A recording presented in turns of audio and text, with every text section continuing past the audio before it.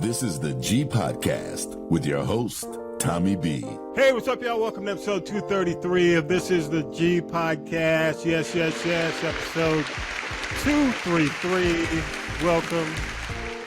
Before we get started, y'all, can we just take a moment and give some love to Sha'Carri Richardson, man? Yes. Yes, sir. Yes, sir. Going home some silver. And some gold. Yes. Yeah, man, I got to give it to her. I mean, a couple of years ago, they clowned her, man, and just really threw her under the bus, jokes being made, and just to see her overcome this year, man, and, see the emotion, man, it was just amazing. I'm really happy for her family. Well, she was raised by her aunt and her grandmother, I think, and lost her mother. Went through a lot. So shout out to her, Dallas, Texas. She won silver in the 100, and of course in the 4x100 she won the gold. So kudos to her, man. Long journey. Yes. Yes. And also I gotta say shout out to the breakdancers. Yes.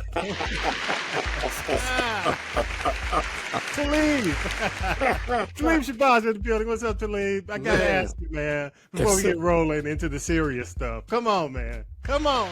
It's funny because that's my big takeaway of the week. Okay, that you got to give it all up. Save some of it. Yo, man, it's phenomenal. I love to see it.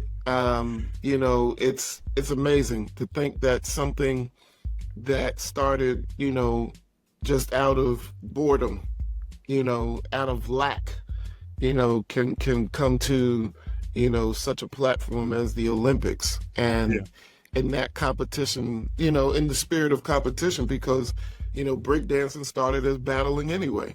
Yeah. So this is, I'm loving it. And the beauty of it is the joy, man, you see from these countries. I mean, the Asian kids have just taking it to a new level. Exactly. But, I was watching Ukraine and France, and, some people, there's not enough melanin, not enough black. But, if you and I have had this discussion before, Talib, back in the day, it was more like the Puerto Rican kids, the Hispanic, the Latin kids who were really hitting that card. Yes. They were doing the breaking. Right. We were popping. What I mean? That's how it was, right? Exactly. We were standing doing stuff. The breakdancing was always the PRs, and then it became the Filipinos. Yes. When you look out at the Bay Area, that whole the whole scratch pickle scene, DJ Q-Bert, Mixmaster Mike, and those crew, that was the whole Filipino influence. And these guys are, like you said, they've taken it to the next level. So, the fact that, there's no way possible that you could have really seen a lot of melanin in the breakdance because of the fact that we no longer do it like that.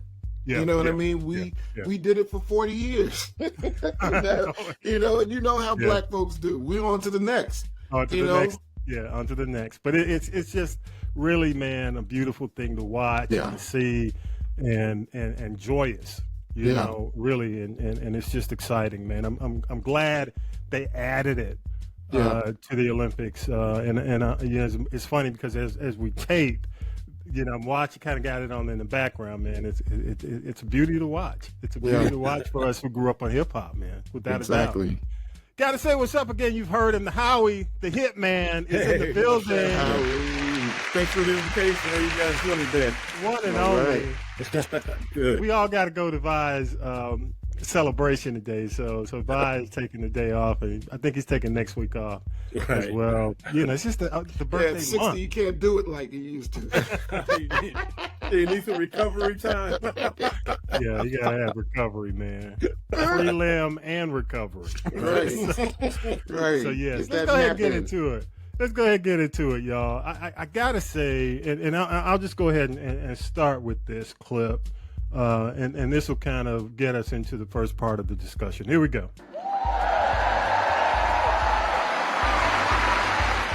To his former high school students, he was Mr. Waltz.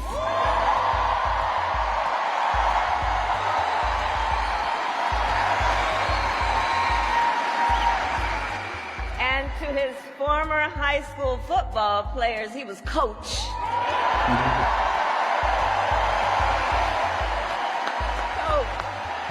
Coach. And in 91 days, the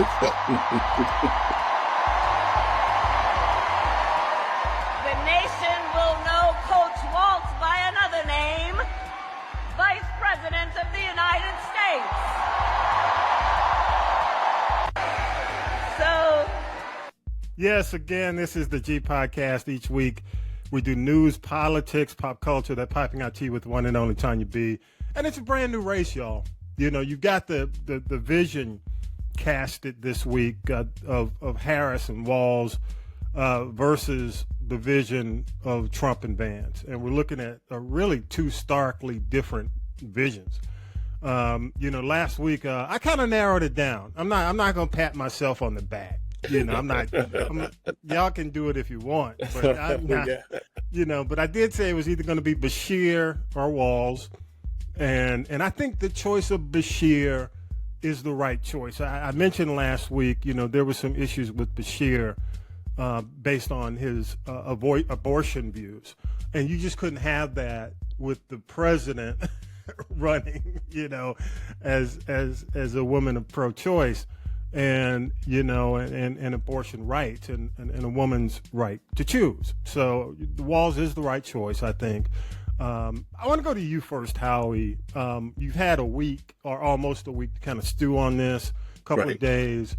You know, how are you feeling about this ticket? Hey, I'm excited about the take. Originally, I thought it would be Bashir as well, simply because he's a governor in a red state. He kind of brings that whole Midwest and Rust Belt together. But because of his views, Waltz was the right guy. And I wrote down some notes. I was like, he's kind of like the American dream. You know, you go to college, you go to the service, you teach school, you work your way up. Now he's going to be vice president of the United States. That's kind of the American dream. That's why I think he's a good coach. On top of that, he got some really good ideas. And I was talking to someone the other day, and I love the Republicans, but they try to make good things bad. He gave what do I want to call it? Tampons and everything to every 4th through K in Minnesota. Mm-hmm. And now they started calling him Tampon Tom or something like that. I'm like, this is a great deal because a lot of young ladies miss school or can't concentrate in school because they can't buy these products. He made it readily available to them, and the Republicans are trying to make it into something negative. I think he's the right person. He has no stocks or no big stock portfolio. He don't own a home. He sold his last home for just over $300K, and that's him going in when he comes out. Let's see what kind of dollars he have. You know, but he's kind of a man of the people, so I think he was the right choice. I was hoping for someone a little bit young and flashy, but he's my age, so he is young and flashy, right? He's the same age as the president. I mean, you know, they're both 60. Yeah, they're both. And he comes across as likable. So yeah, I think he's the American dream type of person to have. It's a good choice. Yeah. Talib, what about you? Yeah, I was going to say that Walz was probably the most blue-collar pick I've seen in politics in my voting time. Right. You know, this is a guy who, you know, I don't know if I haven't really seen him, you know, if anything, I haven't seen anything of whether he's taking big PAC money or anything like that. But the fact that, you know, this man, I was watching some report where the man has no big retirement. You know, he's not, I mean, he's making his salary and probably his teacher's pension. Yeah. And that's about it. You know, he does not own stocks and bonds, which I just can't fathom why. You know what I mean? Yeah. Like, you know, unless it's just, you know, unless he's just saying, hey, look, I'm not really down for the corporation, you know, which I find a little hard to believe too, because, you know, as government, as governor, you're going to have to come into contact with the corporation. You're going to have to do business with the corporation. And just the fact that he's still been able to set in motion the policies in Minnesota that he has in terms of codifying Roe v. Wade, you know, codifying the right to abortion,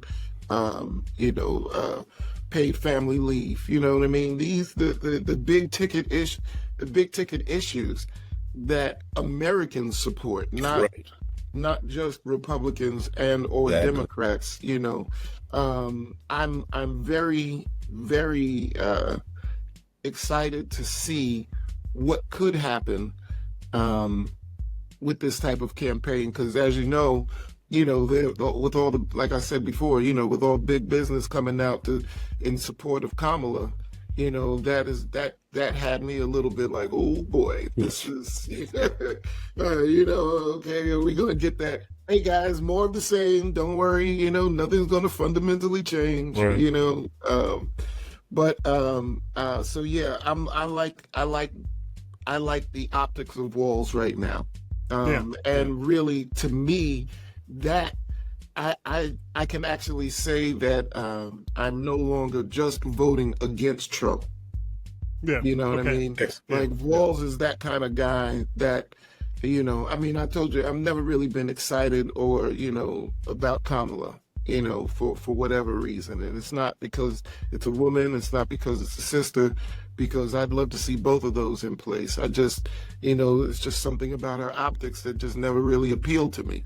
Yeah, I got you. But this gives a little bit more like, okay, yeah, let's see what's going to happen now. Okay, well, I'll say this, man. It reminds me, it's very Obama-esque right now, and it's funny you should mention big money, because that was one of my issues later on, maybe midway through the Obama campaign, because everybody was from Goldman Sachs. Right. It's like from Rahm Emanuel. That was my biggest issue in the beginning with Obama. I loved the campaign in 2008, but as I saw the cabinet start to fill, I'm like, damn, everybody's a banker. Yeah. But I'm seeing that with the inclusion of Waltz and looking at the situation from a standpoint of, God, this guy is kind of a man of the people. Exactly. And people were concerned about Shapiro and not being chosen, but after seeing the rally in Philly, Shapiro's not really a real kind of personable guy. He's great on the campaign trail. He's great in giving speeches, but in terms of just the man of the people, he's not. He's a polished kind of politician. And I think she made the choice of not choosing a politician. Right. Even though he is a politician, he doesn't come across as a politician. Yeah. If you saw at one of the rallies, I think it may have been, was Arizona, where they were outside and it was hot as hell, and he stopped and said, hey, he did, like they call it the Adele moment, where he said, hey, everybody, these people need water. let me stop my speech. We need to give these people some water. They're not looking good. Right. He's thinking about the people, man. Yeah. And I just think the campaign is generating excitement because it represents something, people are trying to get rid of. I think people are burned out on the negativity, man. Yes. I think, Trump has done so much to divide. And now, we'll get into that tone in just a moment. But I, on the positive side, I just think, and they don't like to use the word diversity, but I do think, that's what this campaign's going to do. It's going to become more diverse. It's going to be more uniting. It's going to, I hate that they, how do you say it, demonize the word progressive, because, you need to be progressive in some cases to move forward and beyond the negative. Right. And it's just been a dark period, man. And I think people are seeing, let me finish and I'll throw back to you. People are seeing some light. They're seeing a political climate possibility that they can thrive in. And I think, again, I hate to go back to Obama, but it's the hope thing. I think people are seeing hope. They're feeling hope. They want a new direction, and it's a fresh face. Unfortunately, Brother Joe couldn't do it, because, you can't. I'm not, I know how you protect him, Howie, but, but you can't have the crypt keeper giving hope. It just, I hate to be a negative. Right. I'm not a negative Nelly. I'm not saying that, but the look of both these guys, both these candidates. The VP, and the president much more positive, much more hopeful. I'll go back to you. Go ahead, Talib. I think it was the word that you used at the beginning of this segment was joy, and that word is being thrown around a lot when people are talking about this campaign. Yeah. It's a joyful feeling, and I've heard him saying it a lot on CNN. MSNBC has been using that word.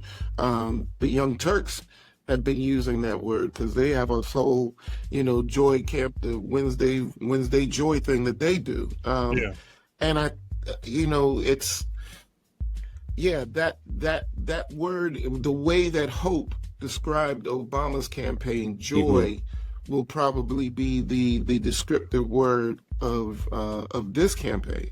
And I gotta even say that I felt a lot of joy when the home of John McCain and mayor of Mesa, John Giles, came out and was like, "Hey, man, this is I don't recognize this party."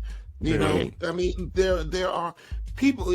I agree with what you were saying, Tommy. People are now, finally realizing that a presidential campaign doesn't have to be heavy. Yeah. You know what I mean? And the more we see, that the longer this campaign goes on, as long as there's no real missteps, I think that will be the joyful wave that carries, Harris Waltz ticket, to the White House. I mean, how can you hate Minnesota nice? It's like, dude is.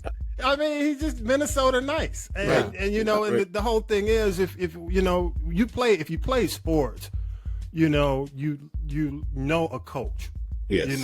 And I play sports. I think how you played. I don't know, Talib, you play organized ball. When you play organized ball, man, a good, feel good, positive, motivating kind of coach. Right. And the guy's won a state championship. Right. He's been a teacher. Again, you went down the litany of everything he's done. He's just a likable guy, man. And people Trump is just not likable. Right. He's just, Vance is not they're not likable people. Right. I'm not saying that just because maybe I'm on a different team. No, it's not. They're just not likable people. They are. It's the weird thing, and the fact that weird has now become this, this anti-Republican cry, throughout the country. It's like, look, man, there's really no other way to describe that. Yeah. Guys, you're doing stuff that you shouldn't. I mean, what? It's weird. Yeah. It's weird. If you ever watch the Adam Sandler movies, where he's the underdog. Yeah. And you got the Shooter McGaverns. Right. Like the assholes. That's Trump. Yeah. Then, he gets his comeuppance at the end, but it's kind of like trying to take grandma's house. It's just that whole vibe of these are the guys, and then at the end they try to go hug grandma for the photo op, and grandma's like, "Get away from me, you weird dude." Right. So yeah, I think people are used to seeing the phoniness. Yes. And we're gonna get to Trump in a minute, but I want to end with you on this, Howie, and then we'll go to Trump. Last word on Walz and Harris Waltz. Biggest thing for me, man, is energy. And then you use the term Obama-esque. I've received probably 6 or 8 text messages that I haven't received prior to the ticket changing with Harris on top. So it's just been a lot of energy, a lot of good vibes, joy is the term you used earlier. Those are the type of things I think people are looking for.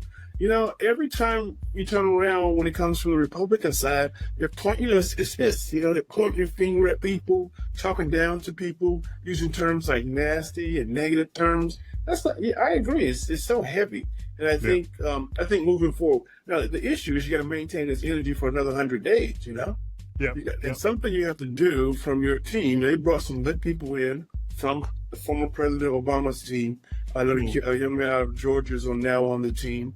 you have to maintain that energy for the next 100 days, and then people have to go out and vote. So yeah, I'm all in, and I'm enthusiastic, far more enthusiastic than, to use a Thomas term, the Crip guy running for office. You know, let me say this out of respect. Thank you for your service, brother. Right.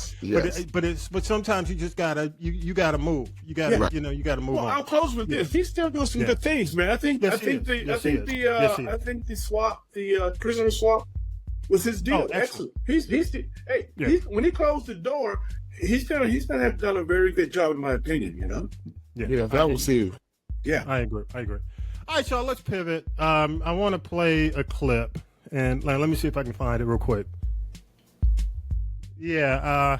Let me go ahead and play this clip, okay? And the reason I want to play this clip is the context in which it's given. So here we go.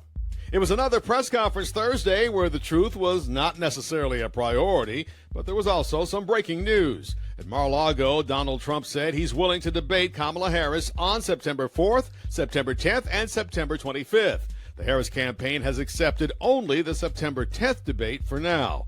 As far as the rest of the press conference, there were numerous falsehoods. For example, Mr. Trump addressed the issue of crowd size again, given the turnout at Harris campaign events.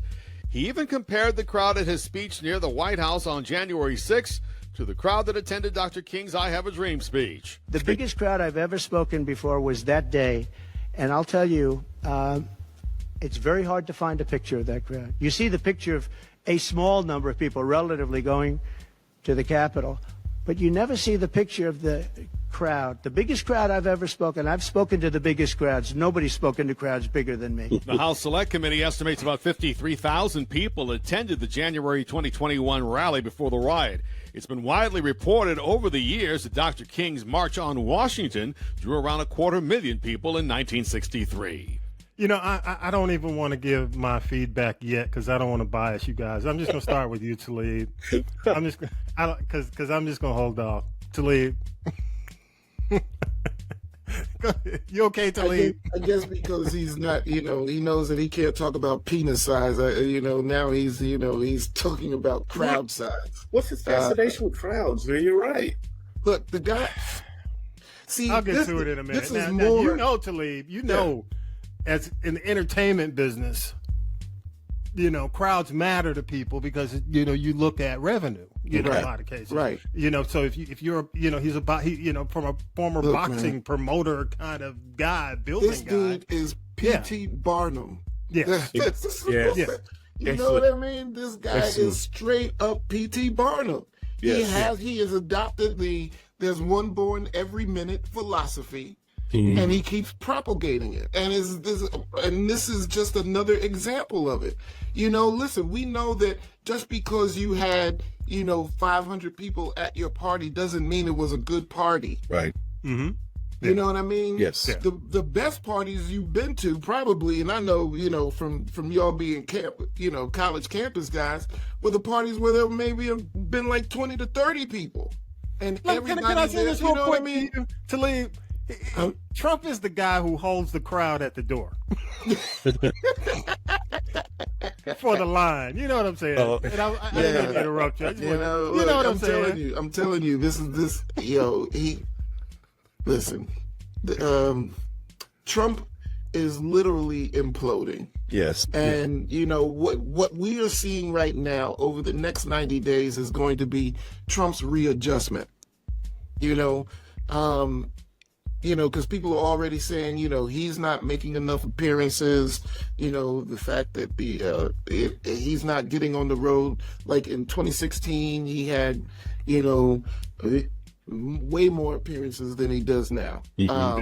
So, it's this whole, I gotta come up. I haven't really fine-tuned my Kamala, whatever he's gonna say. Right.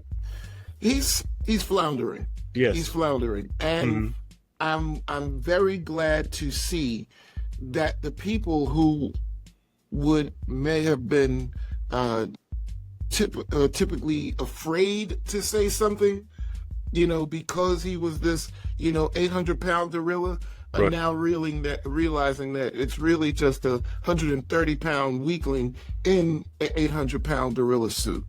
Yeah. Yeah, he's Oz. Yeah. Or he's truly the emperor with no clothes. The clothes on. Right, yeah, for real. And, that's it. I'll hold off.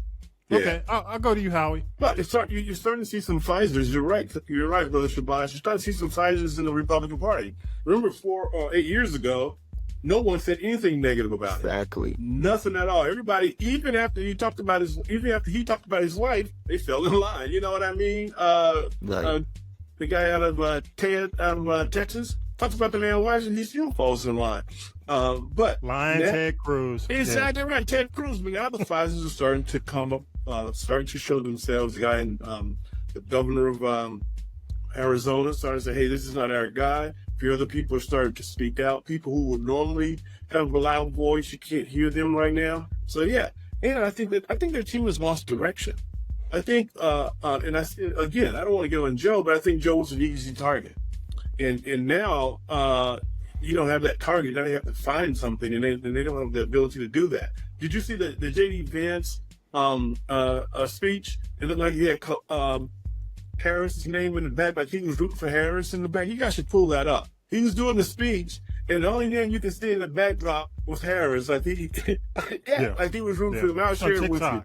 Yeah. It's just they have lost their direction. And they just don't know what to do. And you're right. The next 90 days, they're trying to reshape. You haven't been going on tours except this last Montana rally he had the other day where he had a plane emergency. I think he got that one crossed up with the Willie Brown emergency in the helicopter. I'm joking about that. And you know what, Montana, they're going to win anyway. Anyway, it's right. It's a red state already. You're exactly right. So he makes some traction there. So I think they need help, man. And Vance is not helping. I think Vance is a yoke on their neck, and I know we haven't got there yet, but man, Vance has written. This guy was about to write who's the architect of Project 2025. His name is Roberts. He's about to release a book that Vance wrote the forward for, and now they're not going to release it now until after the election. Yeah, they don't want. They're trying to distance themselves away from 2025 project when they know it is a big part of the future of, if they get elected, of how they deploy, their. They got the logo on the shirts, man. Yes, they got the logo on the shirts. They know they're going to deploy it. They know they're going to deploy it. Exactly. They just know it's a negative now, so they don't want to embrace it. Yeah, but go ahead, Howard. Yeah, it's still be tough to circle back, and you asked yourself the question. When Biden got out and Harris got in, was there enough time to readjust? I think they've done a great job. Now you ask the question on the Republican side. Now that you don't have Biden to target, do they have a time to readjust? And we'll see if they can. Right out the gate, it doesn't appear they can do it, but we'll see with the next 90 days. Yeah. I'm here to tell you, man, and I've never, again, been a fan of Cheeto. I've never. And it goes back before he ran, right. So seeing all this has been, I don't want to say I told you so to MAGA, because MAGA's not over. MAGA's not close to being over because it's a cabal. It's really a cult. It's just the people who have probably been spineless are starting to kind of grow a spine. You're absolutely right. I think you've mentioned this, Howie, and Talib. What I don't like, man, and I'm just happy to maybe see us walk away from when it comes down to Cheeto, is the divisiveness, the name calling. Right. All this stuff has been in fashion, which, you can't get anything done. And that's my challenge. Exactly. Because I'm cool with anybody who wins, who can get stuff done. Exactly. The problem is these guys get nothing done because they're so divisive. The hostility, the tone is aggressive always when it comes down to, Yes.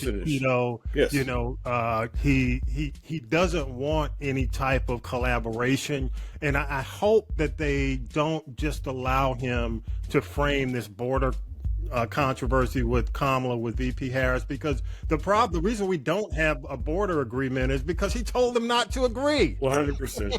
He's the one, Yes. So the lack of unity, with him, and the reason I played this clip is because this dude will use anybody to make himself look good. Right. He's throwing Dr. King. Of all, I mean, who does that? Right. It's Abe Lincoln last week. Now it's Dr. King. Who's next? Jesus? Right. They're almost there with Jesus. They go there. Yeah. Am I correct? Oh, yeah. You're 100% on it. They almost go there. They want to go there. Yeah. They will go there. He And will they be will go Jesus there. before this is all over. Yeah. He will be the best thing since Jesus. I'm the best thing that's happened to Christians since Jesus. As a matter of fact, they wanted to call, instead of Jesus, instead of Christians, Right. Trumpians. Right. Oh man. But it's just, I just want it to go away. I mean, Yeah. I'm cool with just regular. Can we just go back to regular people fighting about issues instead of this? I mean, this is some mean-spirited, dark shit that he brings. Yes. And it's just not positive. I can go for a candidate who has good values and a solid platform. Right. I don't need to go for him because he's sowing distrust and he's trying to take shit away. Yes. Because I've never seen the country in a position where we're taking stuff away. Yeah. Right. It's like maybe you're not getting something, but now you're taking stuff away. Yeah. It's funny. Yeah, but go ahead, Talib. This has also shown, what this part of the campaign has shown is that Trump's target was never policies; it was the person. Yes, and that's the whole thing. Look, I don't want to keep just going back to somebody like John McCain, but John McCain was probably the last major example we had of a Republican who didn't do the whole "I'm a Republican, I can't work with a Democrat" thing. Right. Right. And if he wasn't the last, he was definitely one of the best. He works both sides. Yes. Exactly. And this is what I'm saying. Listen, we can have different ideas. We can have different ways that we think that things should be handled and ways that we think things should move.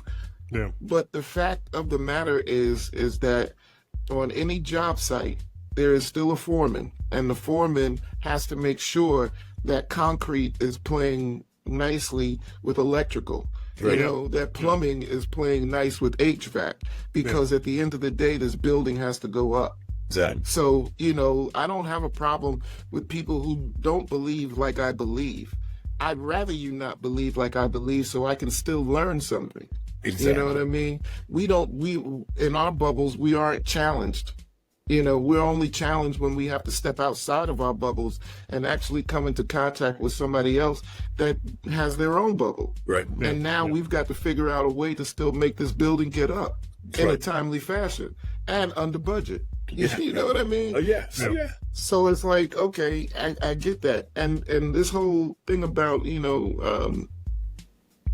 Trump and Dr. King, it's like it's like he's feeling himself because he thinks he killed it at the NABJ. Yeah, good luck there. so he's like, yeah, well, let me get a little bit more of this, Dr. King. But come on now. It's disrespect. It's just disrespect. It just shows to me it's doubling down on the fact that I don't respect you. I don't respect your culture. Right. So I don't respect you enough. So I'm going to take your hero, the man you see as your hero, and I'm going to show you that I'm on the same level as he is. Exactly. And you're not even close. Right. You're not even. All you are is a name on a building, dog. Yes, it is. I mean, that's all you've ever been. Right. And it's just my whole frustration about this period that we've gone through has been not him, because he's who he is. but it's been the people who have embraced that has been the most disappointing. And that's not just the politicians or the spineless people like Lindsey Graham, because they are who they are, but it's the people in the country who have said, this is the guy. And, even to the woman who got the fucking tattoo on her forehead that says Trump in red, white, and blue. Oh, really? Young woman, too. So how long you got to live with this? I'm talking about, I'm going to send y'all this on this video from TikTok. It's just ridiculous. Oh, really? She got a Trump tattoo across her forehead. Not a small one either. I'm talking, it's massive. Right across her forehead. And it just says to, that's what, if anything, this whole era, if anything says Trump, that says Trump. Yeah. Yes. So I'm just, I hope we're close to it. I'll say this, and I want to wrap it up, and I'll let you guys finish it out. This feels like the end of the Bush era, when people were like, look, you done fucked this on Iraq, you done fucked this at Katrina, we tied. Yeah. It's just, you know what I'm saying? Yeah. It's like we're at a point now where that whole 2008 coalition came together because, Iraq was a huge controversy. Right. We were all united at 9/11, and then all of a sudden, the dude done lied about Iraq. Yeah. We were fighting a war that we were fighting on a lie. Right. Yeah. And then Katrina was the last straw. Yeah. And I just hope people are getting it now, and we're moving on. It feels that way. I don't know if we're there yet. That Katrina moment hasn't happened yet. Right. So we'll see. Can we sustain it? You're absolutely right, and you guys have said it. Can we sustain this feeling for 90-something days? Can we do that? Yeah. All right, last word, just real quick, Howie, a minute on this, and we'll move on to your big thing for the week. I'm looking forward to the debate. And if I was a betting man, I would bet that when the border comes up, Vice President Harris talk about the deal they had in place that he canceled. And I hope that's brought up, because Brother Biden didn't seem to bring that up. He didn't. No, he did not. Right. So I hope it's brought up during the debate, and I'm looking forward to the 10th. I wouldn't debate him more than once. I wouldn't either. I don't think we can see that anymore. One good debate, they heard their points across, they establish their platform, because he doesn't ever have a platform. Because he thought, let me say this, Howie, he thought he could cruise. Yeah. He thought this was going to be a cruise. Exactly. And now it's like, oh no, I can't just sit back at Mar-a-Lago and watch old Dean Martin roast rerun. Right. I got to go out and work. Well, I wonder if they're preparing him. I wonder when they pulled him off the road to kind of prepare him to kind of reestablish himself for this debate, because she's going to come at him as if I trust she will, because of her background being a prosecutor. He's never going to prepare. He's always going to, he's never going to. I mean, Trump preparing is an oxymoron, bro. Yeah. That don't go together. Yeah. Last thing to leave, and then we'll go to the big thing of the week. Yeah. And I'll start. Go ahead. Now his age is starting to show. You know what I mean? Yep. Oh, yeah. Now, because he's not going to be able to handle the kind of schedule. He doesn't want to handle the kind of schedule that he's going to have to undergo in order to do what he really needs to do to win. So, nah.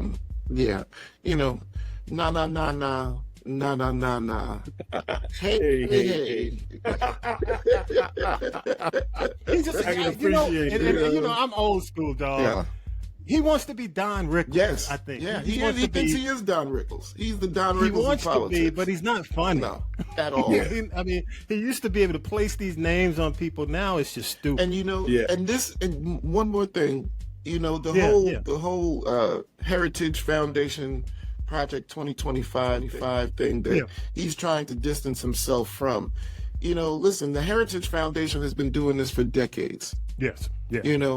And sometimes, some politicians may have adopted some of their suggestions, some of their, just for your information, FYIs that they put out. But never has there been a president who had so little of an agenda that he would adopt whatever kind of foolishness that the Heritage Foundation puts out as suggestions for more, for the type of country that they want to see. Excellent.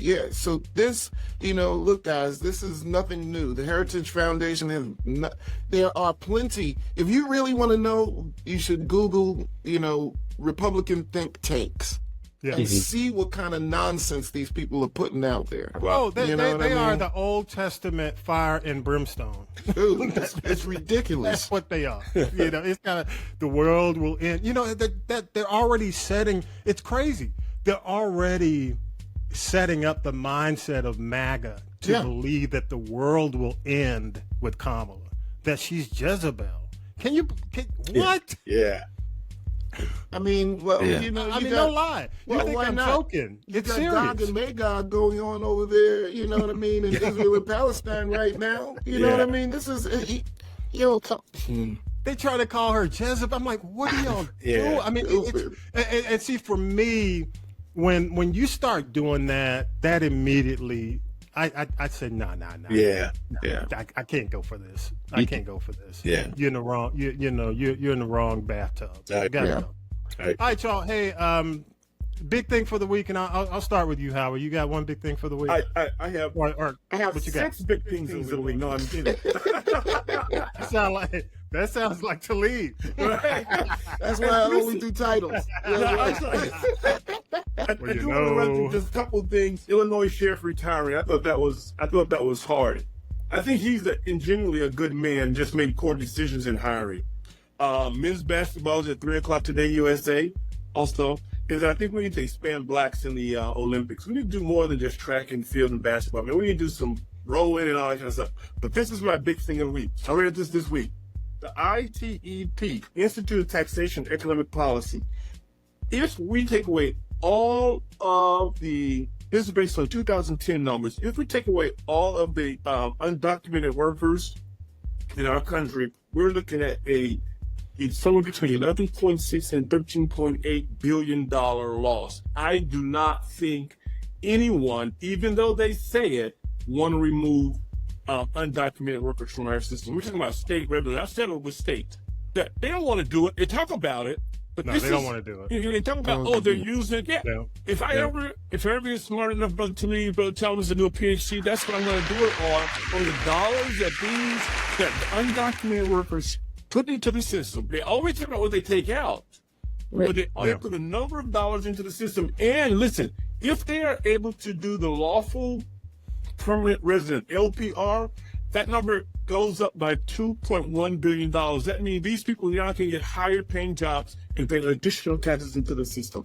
Listen, man, undocumented workers, something about people from Latin America are not people coming across the border. There's a huge Asian population that's coming across the border as well, and they kind of take care of themselves when it comes to dollars, and these people are paying taxes, and our country need them. We just need to understand how to bring them on board full time. That's my biggest takeaway. Thanks, man. Okay, Talib, what you got? That was dope. Yeah. Well, I kind of gave mine at the beginning with the breakdancing coming to the Olympics, but in addition to that, I just want to say that who has Snoop Dogg almost officially replaced Michael Jackson as the world's most recognized celebrity? Snoop is the man. Did you see that NBC was? I'm gonna have to give it up. Somebody from NBC actually, right? Exactly. A roll of applause. Yo, man, one of the I think it was a tweet from NBC said they need to see Snoop commentating on everything. You know what I mean, right? I'm loving Snoop in Paris, right? Come on, what's that? But I gotta say, man, and when you think about how close we came to not having Snoop, right? Right.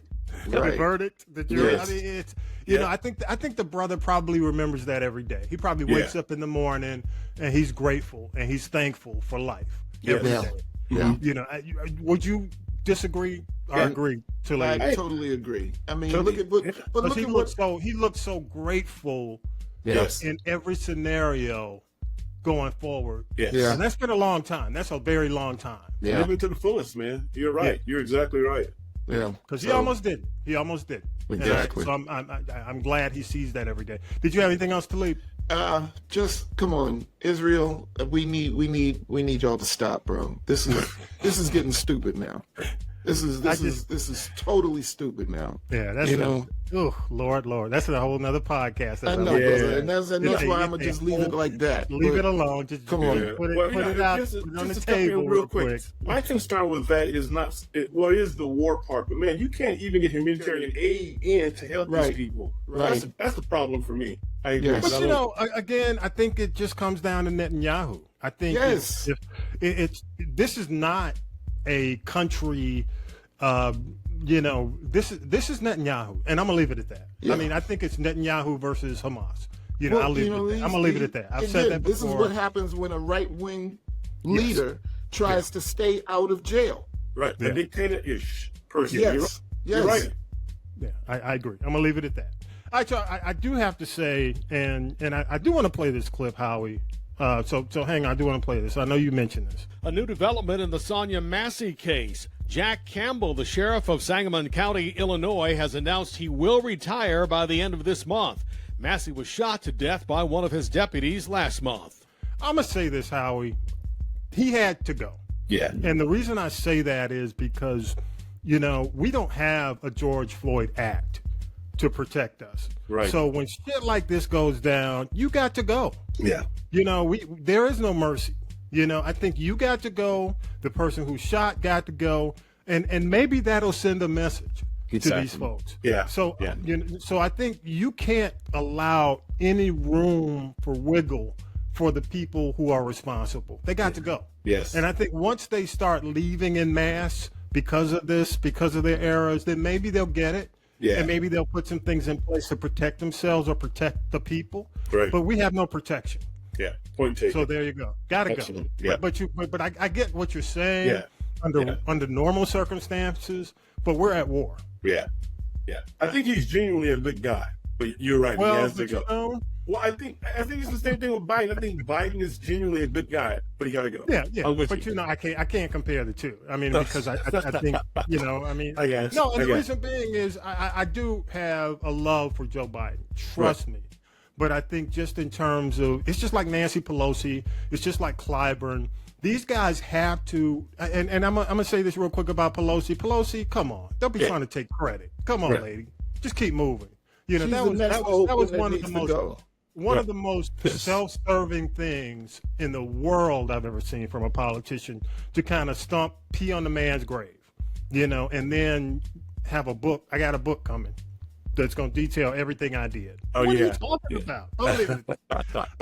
Also, I got to say what's up with this. We ain't got a lot of time, just a few minutes. The Dream Team 2024, as we tape, they take on France. I'll probably give the result at the end of the podcast because as we tape right now, we're taping before the actual Dream Team versus France. But the big controversy is Boston Celtics Jason Tatum not getting the airplay. Steve Kerr said, real quick, it's not about what Jason is doing or not doing. It's about combinations and the way that the group has played together. The way Durant has filled in since he came back from injury. Mm-hmm. He said it's a math problem more than anything. And, when he said that, I agree. Yeah. I will say this. But the optics of seeing Edwards and White play instead of Tatum, that's the problem I have, not Durant. So I would say, dude, cut back on Edwards. He's going to have plenty of time. Yeah. White, cut back on them because they played 10 minutes and got, 2 points combined? So I just got to say, dude, look at Kerr. Kerr, you got to look at the optics of this and what it says. I know how you're the coach and it's your way or the highway, but this is the fucking Olympics, dog. So I'm going to say, look at Edwards, look at White. You gave them 10 minutes each. Okay. Cut that a bit and put Tatum in there, maybe in the beginning, because I think Tatum will do more than what Edwards will do. Well, I think he'll do with what White. Maybe White more so on the defensive side. I know it's about defense, but I don't want to get into it too deep. I just wanted to mention that's my time. Yeah. I'm claiming my time. Okay, Maxine, claiming my time. I'm gonna let y'all just 1 minute on it because we got to go. Talib, you had it, and then I'll let you end it, Howie. Go ahead. No, I was just going to say, like, how else, how do you get somebody in there to establish a rhythm if you're not putting them in? You know what I mean? There was no way he could even give him a rhythm in Serbia because it was done. Exactly. He had to stick with the crew. Exactly. I mean, there was no way to put Tatum in. Right. You're absolutely right. Yeah. He didn't have rhythm. Right. So go ahead, Howie. Well, one thing is he didn't play against Serbia the first time, but at least he's consistent. I think with Serbia, Tatum was a liability on military on defense. He's long and nice, but he doesn't move well. His lateral movement is not as well as the two young guys. The guy in Minnesota, what's his name? Ant-Man. Ant-Man and White. They got better lateral movement, better defense. So I think they couldn't put him in there. And so that's why, like I said, consistency is what it is with Kerr and anything before. I think he'll play a little bit against Paris. I think he'll play a little bit against them, but we'll see this evening. Okay, we'll see. Yeah. And again, I'll give the results at the end of the podcast because I think it'll be done by then. Okay. Love your feedback, y'all, positive or negative on the episode. Love your thoughts. Go to castropolis.net. Again, go to castropolis.net. The people poll is there. You can leave us a voicemail. I'll play back the best. Big thanks to all our supporters, y'all. Again, the Kamala information is on the website. Big thanks to the big supporters. We love you. Really appreciate it, y'all. And I just, again, thank you, Talib Shabazz. Appreciate you, man, for coming in another week. For sure. Howie the Hitman. Thank you, sir. Love the show, man. Yeah, thank you, man. Appreciate your support. And I'll see you at the big birthday bash. Oh, yeah. Bring your dancing shoes. We'll see you. We coming, bro. I'm telling you, I'm going to have some Ben Gay on deck tonight for you. Right. But in these, baby, we get low. I'm just coming in there for it again. That's funny. All right, y'all.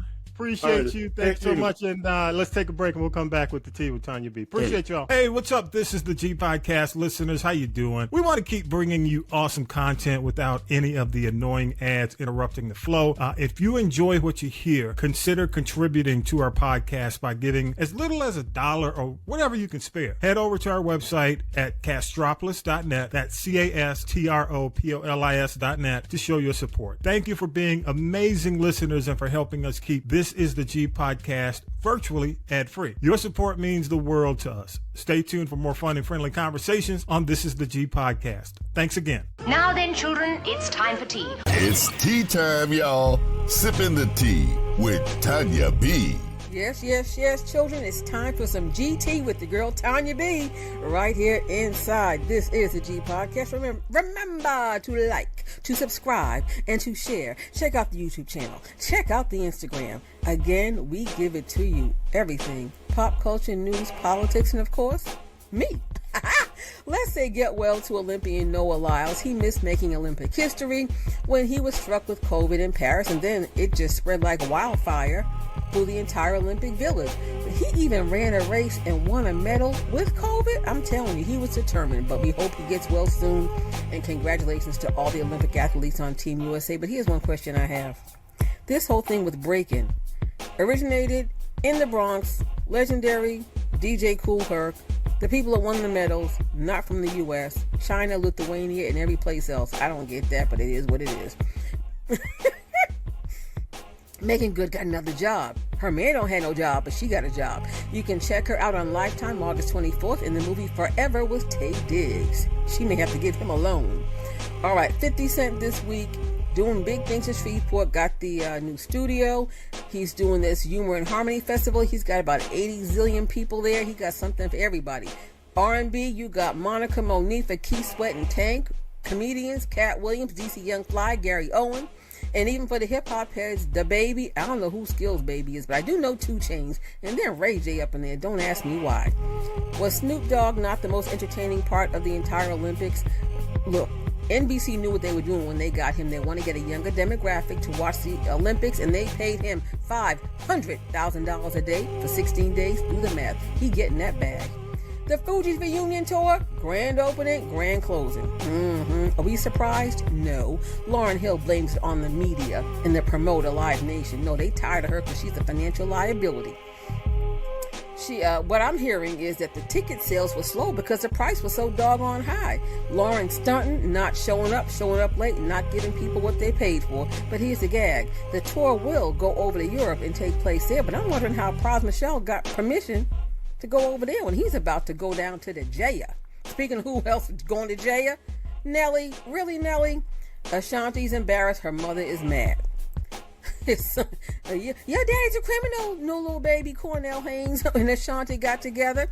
Well, they moved to St. Louis. They're taping this reality show. Apparently, Nelly goes to the casino and gambles a lot. But here's where things got a little murky. When he went to go show his ID to get the money, an old warrant from 2018 for driving without insurance popped up. The cops came in. His lawyer said they're overzealous. But it still doesn't excuse the fact at all. It does not excuse the fact that he had 4 ecstasy pills on him. People still do that? Okay, Nelly. Oh, did you see the rise and fall of Miss Cleo on Lifetime? If you didn't, help yourself and go check it out again. And Beyonce, look, she got bae. Who is she? Our next president, Kamala Harris. Beyonce donated $4 million to her campaign, is letting Kamala use any and all of her music that she wants. And I'm hearing that Beyonce may do a fundraiser for the Harris campaign. Now, we like this governor, is it Ways or Wins, whatever. We like him because he's the one that signed legislation for the Prince Highway in Minnesota. Janet Jackson's going back to Vegas, and she's kicking it off in December with a special New Year's Eve show. And then after that, she goes on. Mariah Carey's coming back in 2025 after her Christmas tour.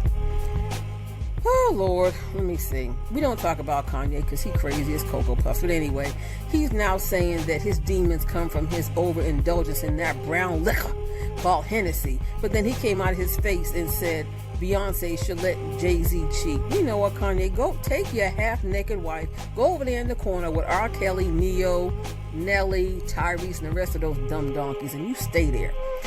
Does anybody want to know about a Gary Coleman story? Well, it's coming to Peacock on August 29th. Okay, here we go in a nutshell. Child star, health issues, adoption, parents stole the money, horrible marriage, ended up broke, and left us at the age of 48.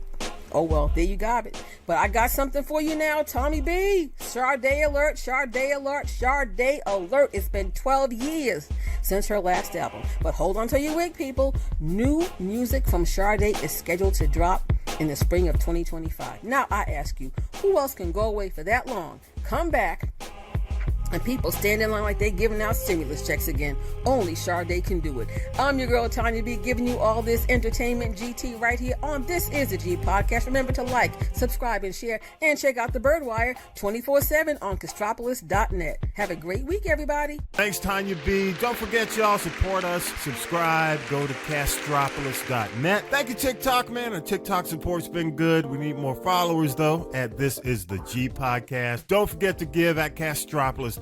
Thank you to all who support us with their bank accounts. Yes, thank you so much. You make it happen. Finally, congrats to the Avengers, aka the U.S. men's basketball, man. 5 straight gold medals. Congratulations. And with that, y'all, episode 233 is in the can. Have a great week, y'all. Peace and power to the people. You've been listening to This Is the G Podcast. And This Is the G Podcast is a production of the Castropolis Podcast Network. Thanks for listening.